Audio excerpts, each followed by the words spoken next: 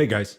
So in this video, we will show you our key moving average trading strategy that will help take your trading to the next level. Make sure to click the subscribe button and to hit the notifications bell so that you know exactly when we release new content.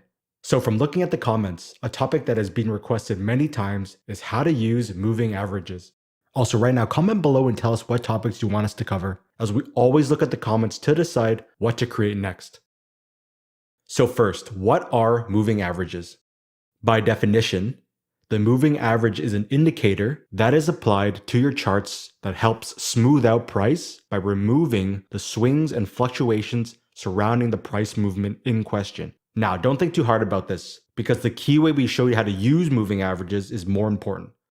So the specific moving average we use is the exponential moving average with a length of 50, meaning the 50 EMA. So from whichever charting and trading platform you are using, go to your indicators. Find the exponential moving average and add it to your charts. Set the length to 50. Now this is a very key point you must understand when using indicators. We never use indicators on their own for trade analysis or trade entries. We only use them to confirm and support what we have already established with price action. So why do we use moving averages? The first reason is because moving averages can act as supporting evidence of a bullish market, a bearish market, or a sideways market. When the 50 EMA is above price, it represents a possible bearish market and a downtrend. When the 50 EMA is below price, it represents a possible bullish market and an uptrend. When the 50 EMA is going right through price, it represents a directionless, sideways market or a period of consolidation. The second reason we use moving averages is because a break through the moving average line can signal a possible trend change. Notice how we were in a downtrend, and once price broke through the moving average line, we had a trend change to an uptrend. Same thing in an uptrend. Once price broke through the moving average line, a trend change occurred to a downtrend.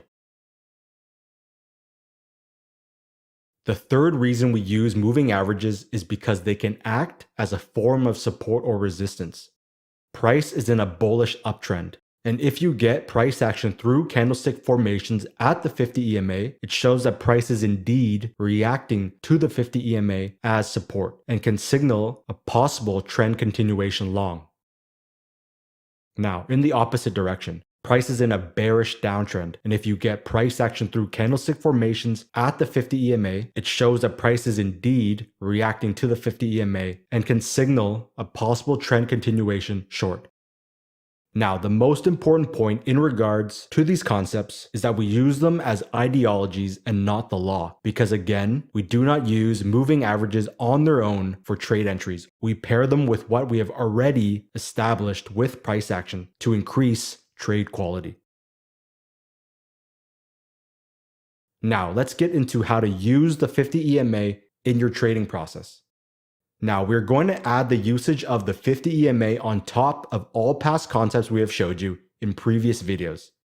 So there are two ways we use the 50 EMA inside of our trading, which is 1, for trend trading, and 2, for reversal trading. So let's start with the first, which is trend trading.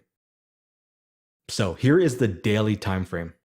First, you would have established that this is a clear moving uptrend, as price was making higher highs and higher lows. So you want to trade with the moving uptrend. Next, you would have identified your area of support through these two reactions here.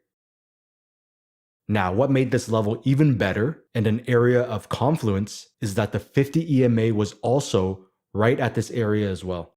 Now, as price was approaching this area, you were looking to see if there would be price action occurring at this area before deciding on a trade or not. What you got was two great candlestick formations, where the wicks were sticking out, and an inside bar, which shows a reaction to the area of support and the 50 EMA. Again, a reaction does not equal a trade, as price can stall at the 50 EMA and support level and still break right through. As a reminder, even though your big picture trend is an uptrend, your short-term trend is a downtrend and can continue on. So you need confirmation that the short-term downtrend is over. So just like in our previous video, what you do is you put a trend line on top of this moving downtrend and wait for a break through the trend line. And once you have that break, you start looking for long entries. Now for us, we always like to look for more detail and confirmation inside of this immediate downtrend. So let's put both the daily and 4-hour time frame side by side. So here on the left is your daily time frame, and here on the right is your 4-hour time frame. Here's your daily support level, and here is the same support level. Here's your daily trend line, and here is your same trend line. Now on this time frame, you can clearly see all the rejections of the trend line before you had a very bullish candle that broke through the trend line, and more importantly, a close outside of the trend line. The massive bullish candle shows that buyers actually stepped in and confirms the two candles on the daily time frame. This is when you had confirmation that the short-term downtrend is over and that the bigger uptrend can continue. You would then start looking for long trades through the lower timeframes with a breakout or a momentum play, as your directional bias is now confirmed. The most important part is that this all occurred after the reaction to the area of confluence, because you needed traders to enter long and short traders to close their positions to create upwards momentum. So moving on. So here on the daily time frame, you have a clear moving uptrend, as price is making higher highs and higher lows. So you want to trade with the moving uptrend. Next, you had your very key level of support. And think back to our video about support and resistance levels, where we talked about evaluating the quality of a level based on how many traits it has. And this level has a few. First, you had multiple reactions to the level. Second, this level acted as both support and resistance. And third, it was recently respected here, meaning that this point is still valid in a recent time period. All these factors make this a very key level. Next, you had this very key trend line with multiple reactions to it in the past. Here was your access point and area of high confluence, as you had your key trend line, your key support level, and the 50 EMA all intersecting perfectly. Now let's zoom in a bit to get a better look at the area of focus. So as price was approaching this access point and area of high confluence, you were watching to see if you would get price action forming and reacting to this level. What you got were these two great candlesticks with the wicks sticking out, but again, still no trade, because a reaction does not equal a trade, as price can stall and still break right through. As you should already know, you then put your trend line above the current moving downtrend. And once you had your break through the short-term trend line like this, it confirms all your previous analysis and that the short-term downtrend is over and that the bigger uptrend can continue. You then start looking for intraday entries through a breakout or a momentum play. Now for us, we like to take earlier entries. So what we do is we put a tight trend line onto this immediate downtrend like this and go to the 4-hour time frame and look for a trend change to take an earlier and tighter entry. So let's put the 4-hour time frame beside the daily time frame. So here on the left is your daily time frame, and here on the right is your 4-hour time frame. Here's the daily support level. Here's the same support level. Here's the daily trend line. Here's the same trend line. Here's the short-term trend line. Here's the same short-term trend line. Here's the access point. Here's the same access point. And once you had your break through the short-term trend line, your directional bias is confirmed as long, and you would go to the lower time frames and start looking for long entries through breakouts and momentum plays.